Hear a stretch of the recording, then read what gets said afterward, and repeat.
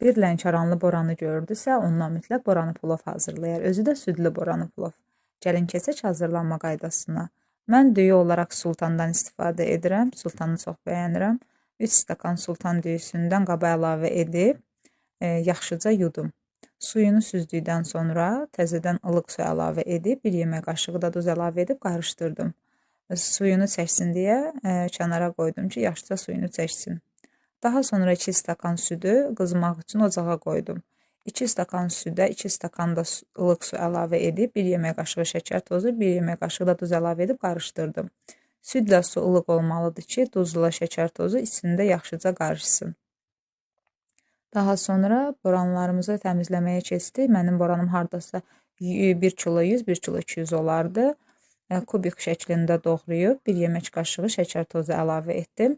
Boranı şirin olduğu üçün mən az şəkər tozu əlavə etdim. Amma siz istəyə görə 2-3 yemək qaşığı da əlavə edə bilərsiniz.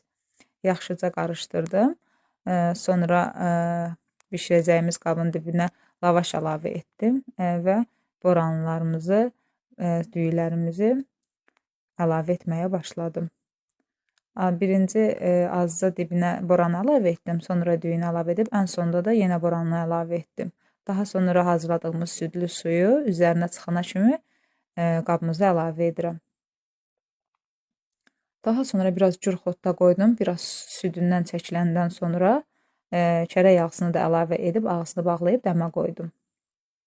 Sonra isə balığımızı hazırlamağa keçirəm. Yağlı kağızımıza biraz su sərpib, sonra balığımızı yağlı kağıza yaxşıca bükürəm. Sonra isə tavaya əlavə edəcəm.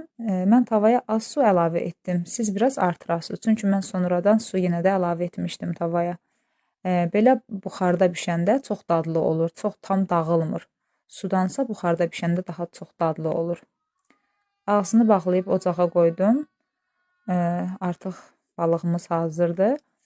Balığın pulcuqlarını əl vuran kimi rahatca soyulursa, demək olar ki, balığımız artıq hazırdır. Balığı təmizləyib qaba əlavə etdim. O qədər balıqdan bu çıxdı. Sonra isə qaba aşımızı əlavə etdim. Dən-dən dağılmayan düyüsü, boranısı ilə boranı plov.